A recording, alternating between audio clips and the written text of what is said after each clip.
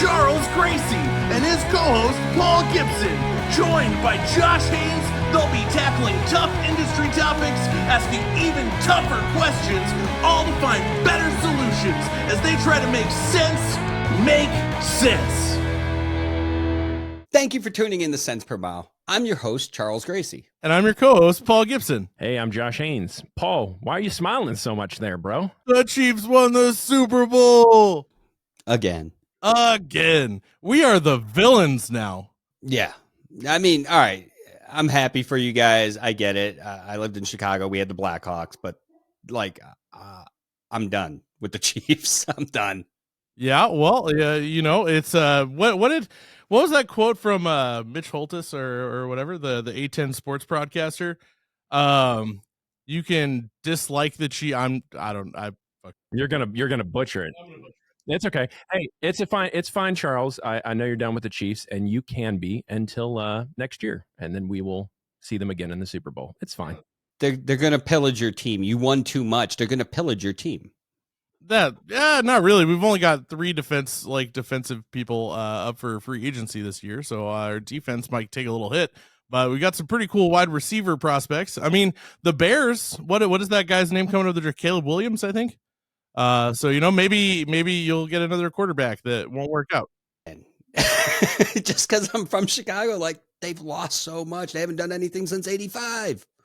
The last time they made it to a Super Bowl, they had that one good opening pass. Hester ran it back, and then the rest of the game against the Colts, they got their butt kicked. So it's not that you're not still a Bears fan. It's just that you're too sad to keep up with them. Yeah, it's bad for morale. I get that. That's understandable. And not everybody can be good at everything. Speaking of, what's today's topic? Today's topic is bad recruiters or recruiters that can lie. Ooh, yeah. So we posed a question to our audience about that, and it got pretty spicy. So you definitely probably want to hang around for that. But that being said, who is today's sponsor? Well, speaking of getting it right, we're talking about Mesilla Valley Transportation. You should check them out at drive4mvt.com. All right. Well, it's time for 10-2 news. All right, so it's time for 10-2 news. The FMCSA wants to allow learner's permit holders to operate without a CDL holder in the passenger seat. So basically, like once you pass your skills test, like you can go out on your own. Like they're talking about like completely getting rid of like behind the wheel training after you have your permit. Yeah, I mean, man, this is almost more disappointing than the outcome of the Super Bowl. But I mean, let's look at this here. Being a former driver, going through the skills, the road test, like let's not forget, I should say, that there's a road test portion of this. So to let anyone operate a commercial motor vehicle without all of this, if not more layers of training, it baffles me. I feel like we're trying to turn this into the puppy mill that we're trying to say we're avoiding. Yeah, I mean, well, they've talked about how they're going to strengthen training and stuff like that, like in the requirements, but at the same time, it still somewhat feels kind of like a step back. It is, and drivers are. I've had this conversation a couple of times. Drivers are against this. We're out on the road with these people, our families, our loved ones, other drivers, other professionals, and to sit there and put people on the road that are ill-equipped, it's not only setting them up for failure, but it's setting the industry up, because all we're doing now is going to put another person on there that could become an uninsurable driver that now can't qualify. Yeah, so we'll see. I mean, we'll see how that ends up going. So on to more exciting, less sad, but more ridiculous news. There's a video on the internet of police officers in Indiana pulling zebras from a burning trailer on the side of the highway. I'm just wondering, like, can you imagine being the officer getting this call? Dude, it's absolutely ridiculous. So it seems like there was some sort of equipment failure, and the cab caught on fire, from what I could tell from the video. But there were actually 10 animals, including 5 zebras, 4 camels, and a miniature horse. And these cops are just doing the best they can. If you go watch the video, they essentially come up around the side of the trailer, and there's they go up to the side of the trailer and just start letting these animals out. But could you imagine? I mean, it's January in Fort Wayne, Indiana. Like, could you imagine you're driving on the highway and then there's just like a truck on fire and like zebras and like a camel? Like, what? That, Dude, I'm just envisioning this, and I feel like I pulled into the circus and made a wrong turn somewhere. right. That's pretty ridiculous. Yeah, I can just see the kids that are telling their parents as they're driving by, "Mom, I see a camel over there," and they're like, "Shut up, Jimmy, you're lying." All right, gentlemen, it's time to move on to our next segment, which is Behind the Wheel. All right, gentlemen, it's time for Behind the Wheel. So we asked drivers, have they ever been lied to by a recruiter? 3% said no, 94% said yes, and 3% said unrelated to the topic. So they were probably talking about camels on the side of the road. I call shenanigans here on this one. And here's why. Being on the driver's side and being on the recruiting side, there's a lot of things that recruiters are fed, whether it's one-sheeters, things from operations. There's a lot that goes into play here. And then there's that being on the driver's side. You know, they get some of the best parts of each offer and combine them into their dream offer by the time they make it to orientation. So there's a lot that comes into play here that makes it look this way. But after you sit on the other side, you realize real quickly that there's a lot of outside contributing factors. Well, I'm going to play devil's advocate on that one. So first off, I mean, can that many drivers be wrong? So that means there's something to it. Well, perception's reality. Right. But at the same time, you know, I would say the same thing goes when you're running a business and you're providing a product. My argument would be, and much which a lot of people did elaborate in the comments section, I would say that the biggest problem is, you know, what we've talked about before, that communication between recruiting and operations. So yes, what recruiting is offering might be off from what is actually happening in operations or what is actually happening in the day-to-day that might not be you know, given to those recruiters. But at the same time, as a recruiter, I would say it's your duty to be proactive, to go actually discover what those things are and keep on top of it. You know, don't just wait for that information to be handed to you, because at the same time, you know, is that a lie by omission? What is that? Because it's not the truth. You're wrong, and it's your job to not be wrong. I feel like our next cents per mile experiment that we're going to have to find some creative way to torture you with is to put you through a bunch of job pitches and then see what parts of it you retained when you show up, because a lot of that comes into play. I mean, I can't stress it enough, being somebody that sat on the driver's side, when you get hit with just offer after offer after offer, and your average driver in the sitting is filling out 6 applications because we made the barrier to entry so easy to do so. It's not hard to fathom the idea that they're getting the best pieces of each one. And by the time they show up to John Doe carriers, they've formulated this perfect dream job. Now, I'm not saying that that's always the case. I do know that there's bad recruiting departments out there. Trust me. I walk away from working with them every day. But at the same time, there's a lot of good ones out there, and they still have the same issue. And I'm not trying to discredit the poll here. I think there's a lot of validity to it. I just think that there's more factors that come to play here. Yeah. And I think that is pretty interesting. I don't think we should dive too much further into it, because that is actually our main topic. So, but I can tell you right now, just based off the little bit that we've talked about, this is going to get extremely, extremely spicy. Yeah.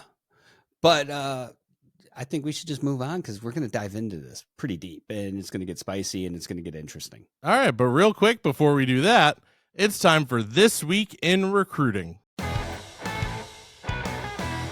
All right. So it's time for This Week in Recruiting, where we ask Charles, what's going on this week in recruiting? Yeah. So this is what we do every day over here at Hot Seat. And one of the benefits of that is we're seeing the common struggles. One of those struggles that has become a common theme this week is expectations. Often we get hung up in, you know, trying to find today's top drivers, trying to place those drivers in today's top lanes. And there's a lot that goes into that. But one of the things that has gotten lost in a lot of conversations is the expectations. The expectations that are being listed out by the drivers to the carrier have taken a forefront, but it's almost gotten lost that the carriers have expectations. They're hiring for a job.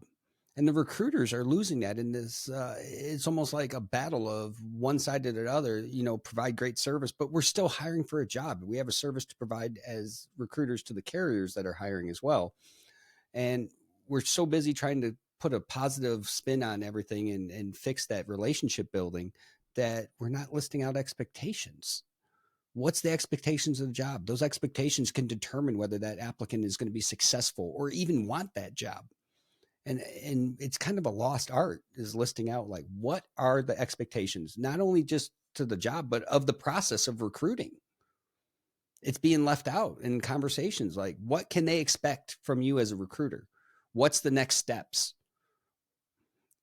I think it feeds into today's topic. Yeah. So, I mean, like, I guess, so when you say that, just to kind of put that in, like, so the company's expectation of the recruiter versus the driver's expectation of the recruiter. And so do you feel like recruiters are just in a weird spot now to where those expectations have kind of just gone out of the window because of the way that everything has been going with the market? Well, yeah, these recruiters, they're not living the easiest of life right now, because with everyone being near capacity, it allows carriers to be a little bit more selective at who they're bringing into their organization. So recruiters are working 10 times harder to get the same results or close to the same results. With that comes the grind. And when you get into that grind, you get into that customer service mentality, making your calls, checking the boxes, pitching the offer. I've listened to a lot of calls, and a lot of times they're not listing out the expectations. Like, what can a driver expect from you as the recruiter? What's the process expectations? What's the expectations to move forward?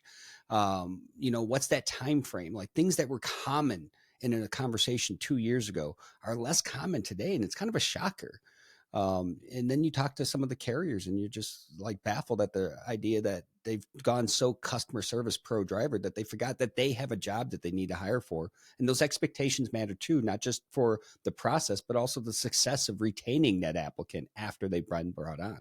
Yeah, well, and I think a lot of that comes from, at that point, because it's already just like, you think about every lead you get and what actually converts to a hire, especially if you operate with match leads and that kind of stuff. It's the more you touch, the more opportunities you have, which has always been understood, but there's an element of, trying to be more personal and that kind of stuff with it.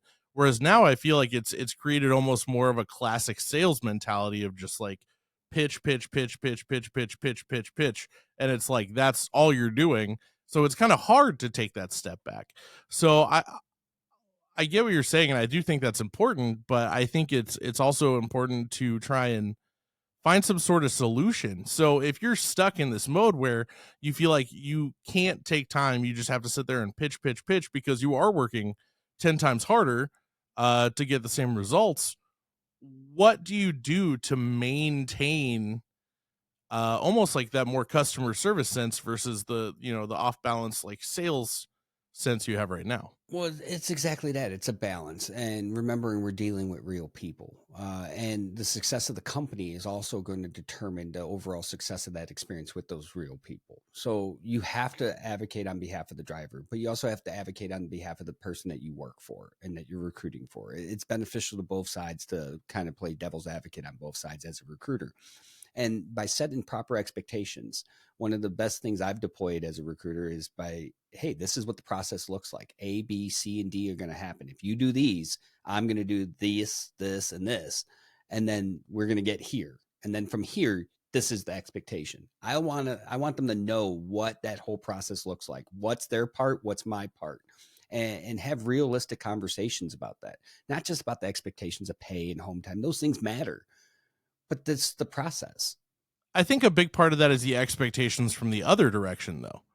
Because if you're working 10 times harder to bring in the same amount of people, that's because you have expectations coming down to you from the top. Sure, that's the right way to do it, but how do you address that with the people who sign your paycheck as a recruiter to say, hey, we're trying to get the same quality of drivers, but we're having to work 10 times harder, so we can either do this right and get less drivers, or we're going to have to do this and it's probably not going to work as well in the long run. How do you explain that when you're talking to the internal side of it?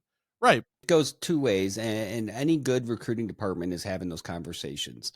They should be having it regularly because you got to keep up recruiter morale, especially in a market like this.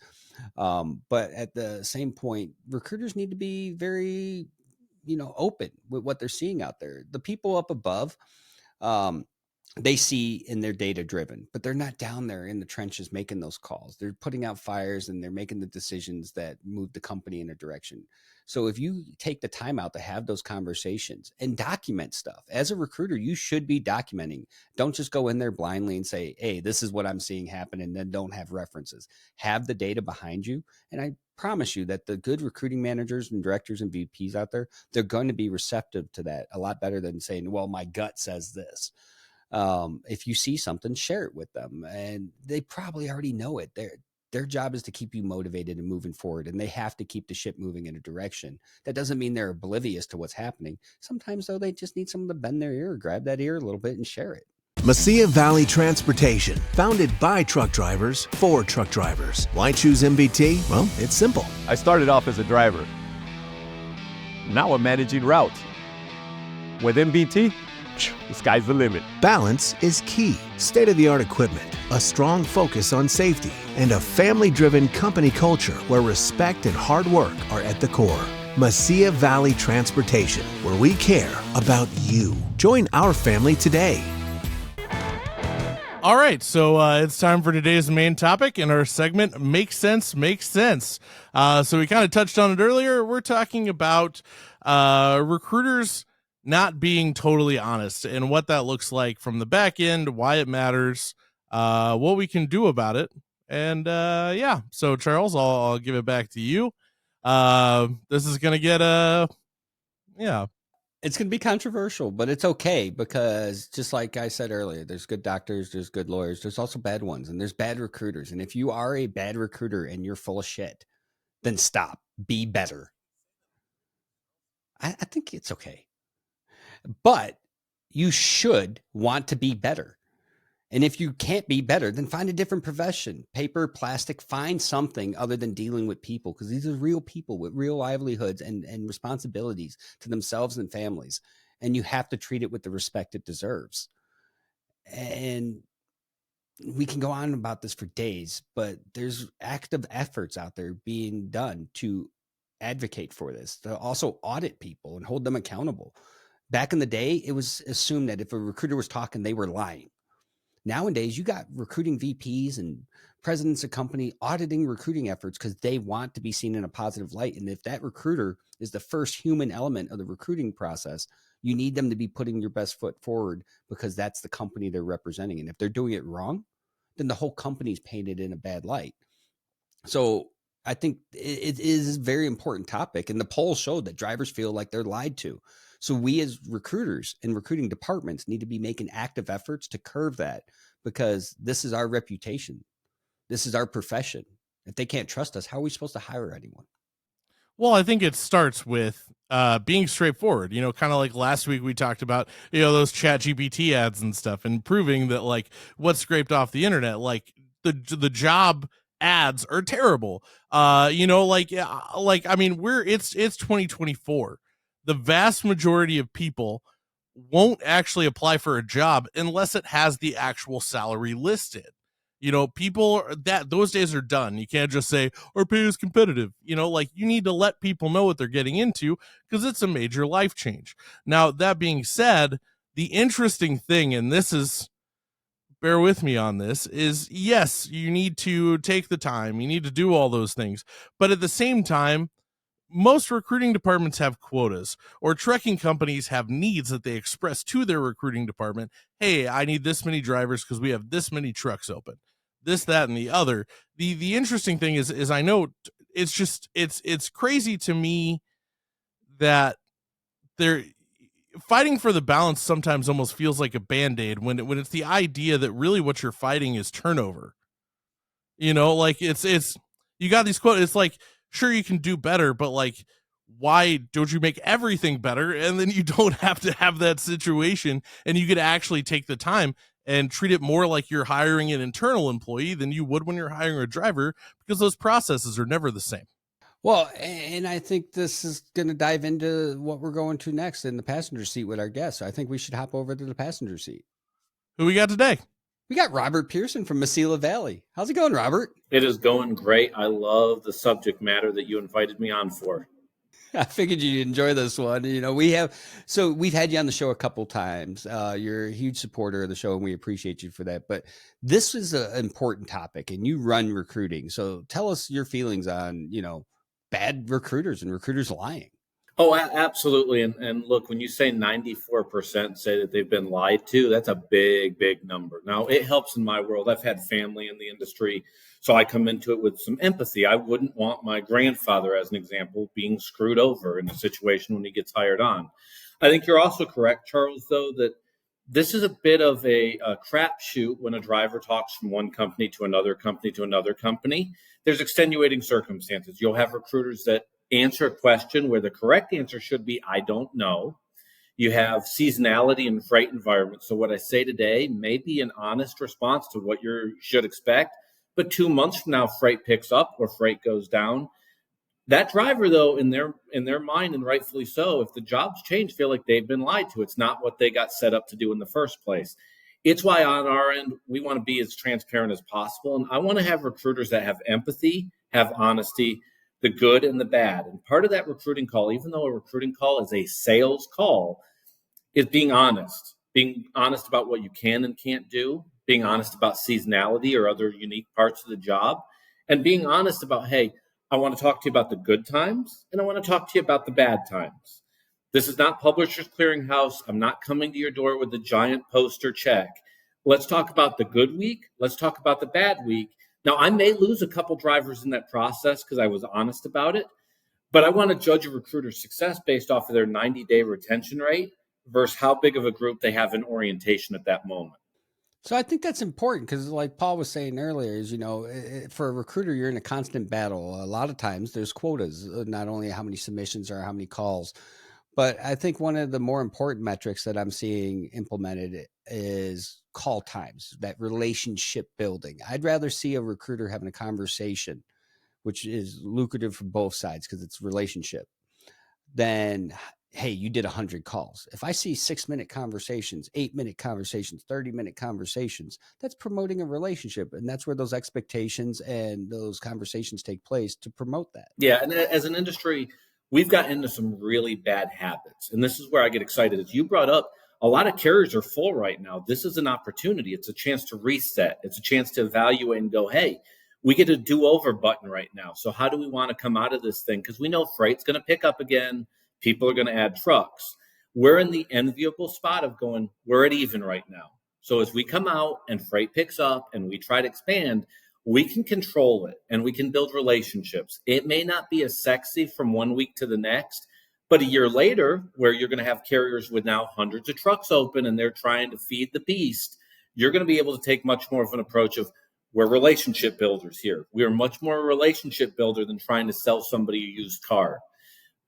We'll see what carriers take advantage of that because not all will be created equal. You'll see some that 12 months from now are in a very enviable spot that are able to keep low retention rates or turnover rates. And you'll see other carriers that probably are going to do next year what they were doing in 2021 and 2022, unfortunately. So you run a whole team of recruiters and you guys are large, so you guys have needs. Some of those come from just time in business and stuff, but what's some of the tips if you were advising a carrier that might not have that expertise that you can audit your recruiting efforts to prevent this kind of negative PR coming their way from bad recruiting? Absolutely. It's kind of an old school thing at this point, but you want call recordings. I physically want to hear phone calls and what's being discussed. I want to make sure at the very least, even if my recruiter's honest, are they friendly? Are they hospitable? They are the first face of the company. Do you want your company represented by a good person that legitimately wants this person to have success? Or do you have somebody that's having a transactional relationship where they're like, hey, you're another notch on the bedstand for me? That's a really important question. And if as an owner of a company, if you don't know that answer, that's dangerous. You're going down a very slippery slope.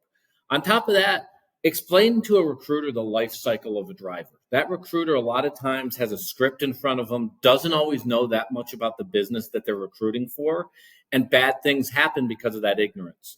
Your recruiter should understand your equipment, your operations. They should understand, hey, this is what a driver's basic week looks like. This is what they go through, their challenges on the road.